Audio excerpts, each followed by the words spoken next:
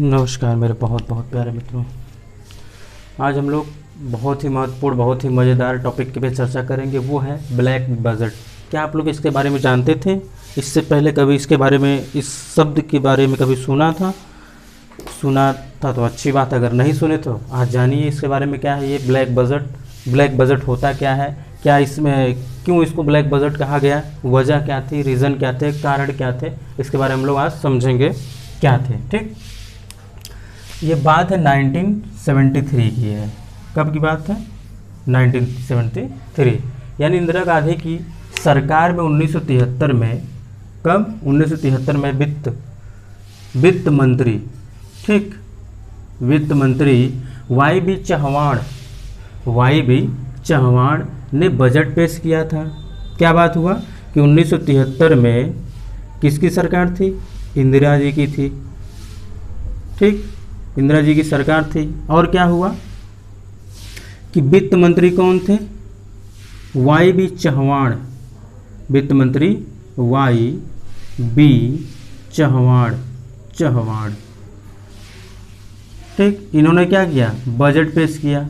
अब बजट में क्या हुआ कि इन्होंने इस बजट को ही, यानी 1973 में इंदिरा गांधी जी की सरकार में जो वित्त मंत्री थे वाई बी चौहान, इन्होंने जो बजट पेश किया, इसी को ही ब्लैक बजट कहा गया।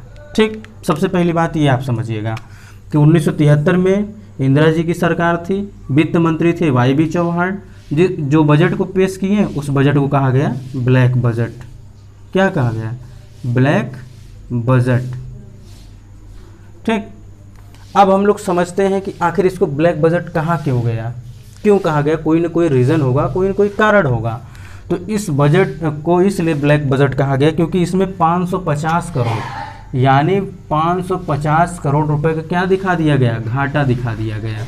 ठीक, पहला रीज़न ये था कि इस बजट में क्या किया गया? 550 करोड़ का क्या दिखा दिया गया? घाटा दिखा गया, यानी डेफिसिट, यानी घाटा दिखा दिया गया। ठीक, फर्स्ट रीज़न ये था। और दूसरी वजह यह थी कि इस बजट में कोयले की खानों का क्या कर दिया गया? राष्ट्रीयकरण का प्रस्ताव शामिल था। ये बात ध्यान दीजिएगा कि इसमें प्रस्ताव शामिल था, हुआ नहीं था। ठीक, दूसरी वजह, पहली वजह क्या थी कि इस बजट में 550 करोड़ का क्या दिखा दिया गया था? घाटा दिखाया गया था। दूसरी वजह यह थी कि कोयले के खानों का राष्ट्रीयकरण करने का प्रस्ताव भी इसमें क्या था? शामिल था। ठीक, सरकार ने ऊर्जा, स्टील, सीमेंट कंपनियों को कोयले की निर्बाध आपूर्ति, निर्बाध का मतलब ये होता है कि उन्हें जितनी आवश्यकता हो उतना वो ले सकते हैं, ठीक, सुनिश्चित करने के लिए ऐसा किया था। बाद में इस प्रस्ताव के चलते कोयले के उत्पादन में कमी आई। इसके बाद उद्योग जगत में कोयले के आयात पर, उद्योग जगत कोयले के आयात पर निर्भर हो गया। समझिएगा इसको, एक सरल तरीके से समझिएगा कि 1973 में इंदिरा गांधी जी की सरकार थी। उस समय के वित्त मंत्री थे वाई बी चौहान। इन्होंने क्या किया? बजट पेश किया। इन्होंने जो बजट पेश किया उसी को ब्लैक बजट कहा गया। ठीक, इसको ब्लैक बजट कहने का कारण क्या था कि इस बजट में इन्होंने, कौन? वाई बी चौहान जी ने 550 करोड़ का क्या रख दिया? घाटा रख दिया, घाटा दिखा दिया। पहला रीज़न ये हो गया। दूसरा रीज़न ये था कि इसमें कोयले की खानों का राष्ट्रीयकरण करने का प्रावधान शामिल था। राष्ट्रीयकरण करने का प्रावधान शामिल था कोयले की खानों का।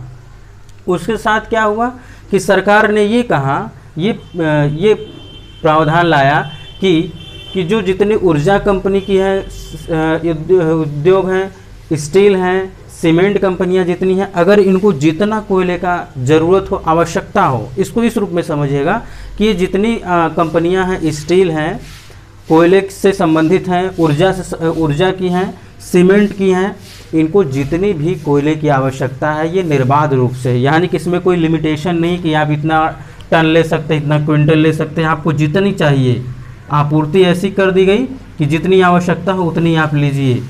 तब क्या होगा? तो ये सारी कंपनियां जो थी, ये सारी कंपनियां, इन लोगों ने इतना ज़्यादा उपयोग किया, इतना ज़्यादा आपूर्ति का, ये जो निर्बाध आपूर्ति का इतना ज़्यादा फ़ायदा उठाया, लाभ उठाया कि जिसके बाद में क्या हो गया? कोयले की उत्पादन में कमी आ गई। क्या हो गई? कोयले के उत्पादन में कमी आ गई। अब जो हमारे देश के ही जो उद्योग थे, अब वो हमारे देश के कोयले उसका आपूर्ति नहीं कर पा रहे थे, यानी उसकी भरपाई नहीं कर पा रहे थे, जितनी उनको आवश्यकता होती थी उसको फुलफिल नहीं कर पा रहे थे। अंत में क्या हुआ कि इन सारे उद्योगों को कोयले का जो है आयात करना पड़ा, दूसरे देशों से कोयले के आयात पर निर्भर होना पड़ा। तो इस कारणवश इसको ब्लैक बजट कहा गया। आप दिमाग में इतनी बातें अवश्य ध्यान दीजिएगा, रखिएगा, मस्तिष्क में ध्यान दीजिएगा और एक धारणा बना लीजिए ब्लैक बजट कहने का क्या रीज़न था, उस समय के वित्त मंत्री कौन थे, उस समय किसकी सरकार थी, उस समय प्रधानमंत्री कौन थे और कौन कौन से रीजन के कारण इसको, कौन कौन से कारण की वजह से इसको ब्लैक बजट कहा गया। ठीक, तो मित्रों आज के लिए बस इतना ही हम लोग समझे हैं आज ब्लैक बजट के बारे में। अगर आपको इसके बाद भी कोई डाउट रह जाता है तो आप कमेंट बॉक्स में कमेंट करिएगा, आपके उस डाउट को क्लियर करने का प्रयास अवश्य होगा। ठीक है मित्रों, आज के लिए बस इतना ही, मिलते हैं नेक्स्ट वीडियो में, तब तक के लिए नमस्कार।